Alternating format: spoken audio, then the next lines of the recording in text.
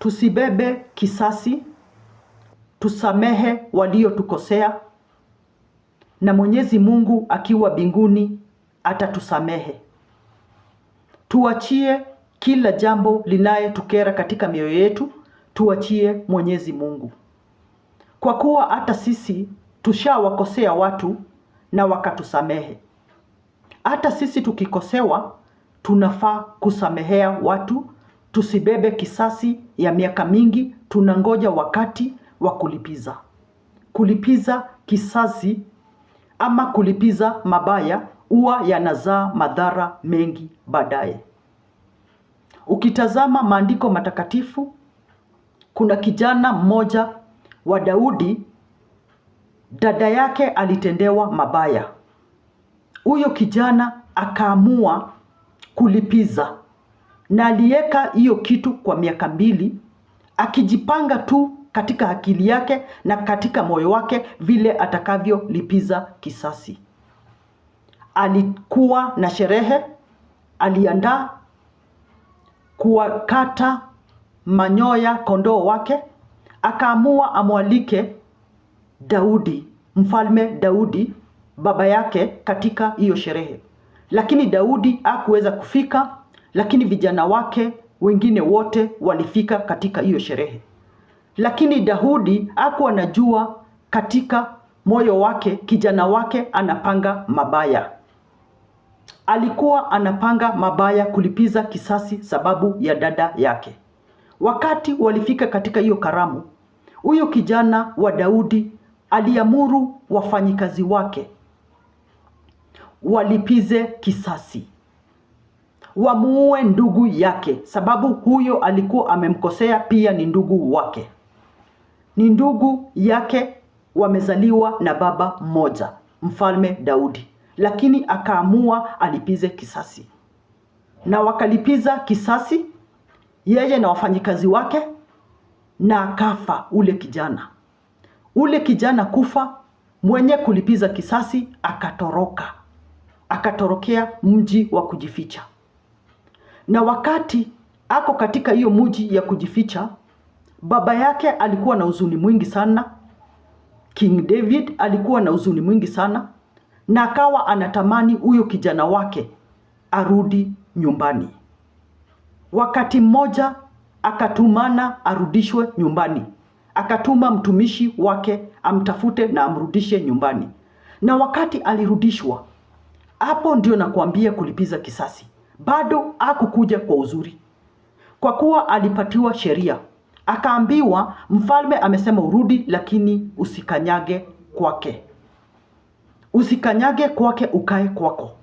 Lakini yeye alitamani kuenda kuona baba yake sana.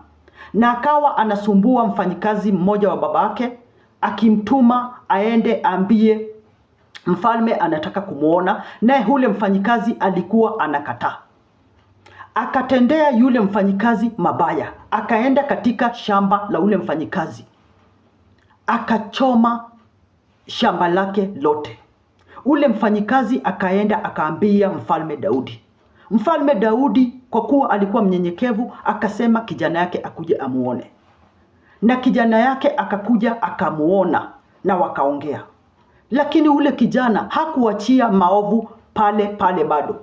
Alianza kupanga kumtoa baba yake katika ufalme. Akaanza kukaa katika lango kuu, akijifanya mzuri kwa wananchi wa Israeli ili kumuondoa baba yake katika mamlaka. Mabaya ilizidi kumfuata ule kijana sababu ya kulipiza. Kwa kuwa angeachilia yale maneno pale mwanzo ya ule dada yake, hii mambo ingine ya kuchoma shamba za watu na kutaka kutoa baba yake katika ufalme, aingemfuata. Alizidi kufuatwa na mabaya. Mpaka dakika ya mwisho baba yake akaanza kumtoroka kijana wake. Wewe umezaa mtoto anataka kukutoa katika madaraka, unaanza kukimbilia milimani. Ukipanda milima ukiwa mfalme Daudi akapanda milima akiwa miguu tupu, akilia sababu ya kijana wake. Ule kijana wa kulipiza mabaya. Ndio nakuambia, ukiwa mwanadamu usilipize kisasi, sababu dhambi inaongezekaga dhambi na inazaa dhambi. Hata unajikuta umeenda kwenyu kuharibu. Na dakika ya mwisho, ule kijana yeye mwenyewe vile aliunga jeshi lake la kumtafuta Daudi amalize baba yake, yeye mwenyewe alijikuta amekufa, kwa kuwa alikuwa amepanga mabaya. Tuombe Mwenyezi Mungu tusipange mabaya na tusilipize kisasi. Tumuombe Mwenyezi Mungu rehema, na tumuombe roho ya kusubiri na roho ya upendo. Hata kama mtu amekukosea, najua mtu amekukosea hapo, mtu amekunyang'anya, msamehe, kwa kuwa ukirevenge, ukilipiza, mabaya yatazidi kukufuata. Tuombe Mwenyezi Mungu. Katika dhambi mtu hujiona akiwa bora kuliko wote, kumbe yeye ni mtumwa wa zile dhambi azitendazo.